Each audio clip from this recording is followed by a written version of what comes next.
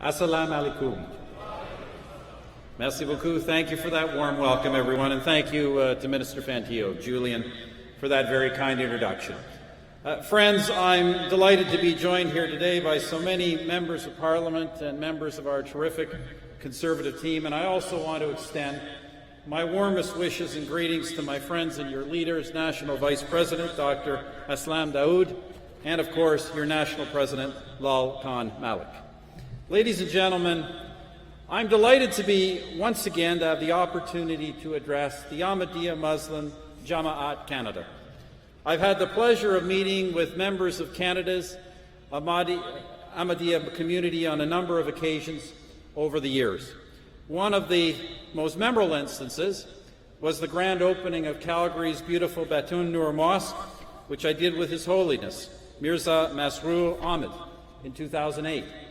A few years later, as Minister Fantillo mentioned, Vaughan's Ahmadi community graciously hosted the event that launched our International Office of Religious Freedom. And of course, last December, I was honored to attend a dinner celebrating the charitable and disaster relief work of Humanity First Canada.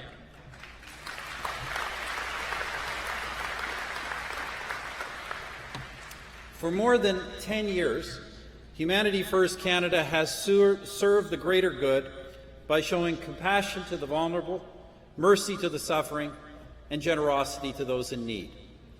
In doing so, its members not only uphold the principles of true Islam, they exhibit the very best of what it means to be Canadian. Now, ladies and gentlemen, I'd like to use our time together to speak about another of the things that makes Canada a truly great country, something that Minister Fantillo already raised, and that is religious freedom. In Canada, we know that religious tolerance is an indispensable building block of a free and democratic society. That's why, as Canadians, we value religious freedom so strongly here at home, and why we work to advance it without fear or favor around the world. But today, almost 3/4 of humanity live in countries where religious freedom is only just a dream, where the right of minorities to worship as they please is violated, and violated with increasing frequency.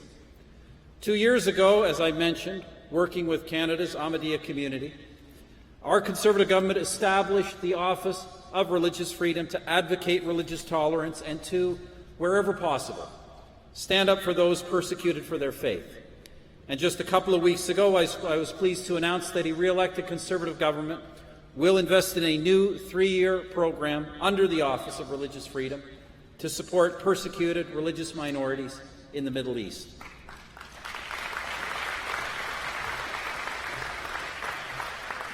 The office will also work with organizations operating in the region to help protect places of worship and religious artifacts under threat of destruction by ISIS. And this is timely, ladies and gentlemen, because, as you know, ISIS just a few days ago announced the destruction of an ancient temple in Palmyra. We know this the same way we know about their beheadings of innocent men, women, and children, the same way we know about their mass murders of the most vulnerable ethnic and religious minorities, the same way we know about their bombing of mosques. We know this because ISIS brags about it. They videotape these deeds and then share them with the world through the internet. These terrorists are trying to pervert Islam for their own purposes. They are trying to deceive the world and to destroy the world, and they must be stopped. And friends, I know that for Ahmadiyya Muslims, persecution on religious grounds by extremists is horribly real. That's why thousands of Ahmadis have sought and found refuge here in Canada. Yet religious persecution remains real for those living in Pakistan and for those of you who have family and friends in Pakistan. Ladies and gentlemen, friends, you should know that our Conservative Party strongly condemns this and strongly opposes any kind of voter registration system which categorizes Pakistanis by race and religion.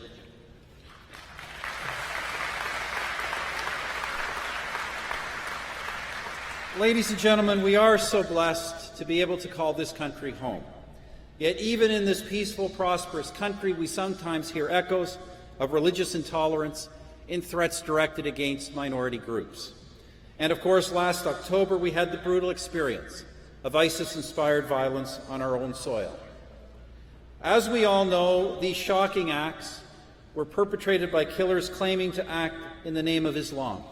How important it was that the Ahmadiyya Muslim Jama'at Canada quickly, categorically, and unequivocally condemned the attacks and the terrorists who committed them.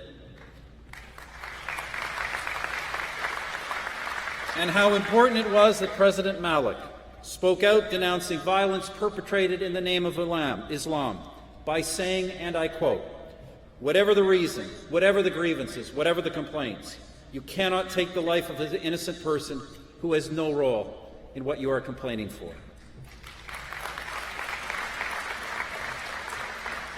You've also launched your own campaign to counteract youth radicalization, speaking boldly to the very heart of the problem. And you have prayed for the fallen, for their loved ones, and for justice. Par ces mots, par ces actes, la communauté Ahmadiyya a gagné le respect et l'admiration de tous les Canadiens et Canadiennes. By your words and by your actions, Canada's Ahmadiyya community has earned the respect and the admiration of all Canadians.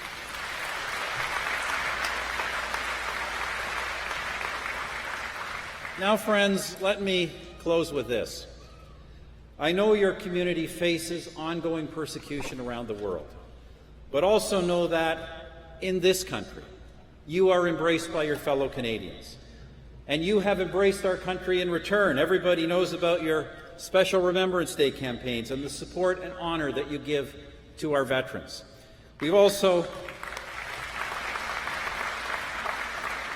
couldn't help but notice your support for our national sport. During the 2014 Winter Olympics, not only did your mosques across the GTA host viewing parties, I'm told that some imams even reminded their congregation to remember Team Canada in their prayers.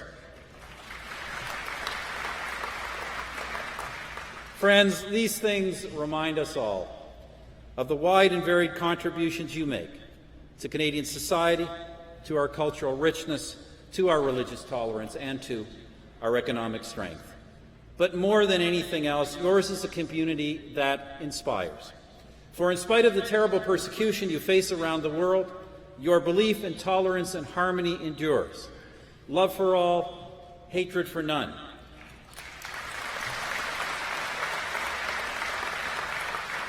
For you, it is not a slogan. It's what you live by. And in doing so, you bring great credit upon our country. I want to thank you for having me. I wish all of you, each and every one of you, a memorable and productive conference. Merci beaucoup. Shukriya. Thank you.